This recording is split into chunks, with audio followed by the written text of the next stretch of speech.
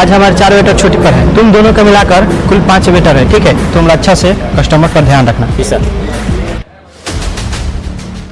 Waiter पानी लाओ।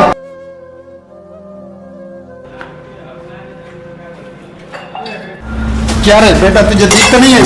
तूने सारे कपड़े गंदे कर दिए। Sorry sir. सॉरी से काम चलेगा? सारे कपड़े खराब हो गए। क्या हुआ? सॉरी सर, मुझसे काम नहीं होगा, मैं ये काम छोड़कर घर जा रहा हूँ। छोटू, पहले ही हमारा वेटर कम है और तू भी ये काम छोड़कर चला जाएगा।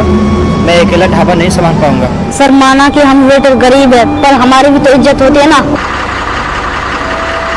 एक्सक्यूज मी सर, सर हमारे एरिया में और भी होटल है, वहाँ आप जा सकते हैं। हाँ प्लीज, आपको बात करने की कमी नहीं है। आप जानते हैं इस शहर के सबसे बड़े बिजनेसमैन, आप इसको भगाने की बात कर रहे हो। ठीक है, आप हमारे कस्टमर हैं, हम आपसे इज्जत से तो आप ऐसा बात थोड़ी करोगे, कस्टमर है। हम आपसे ज्यादा हम अपने वेटर का इज्जत करते हैं।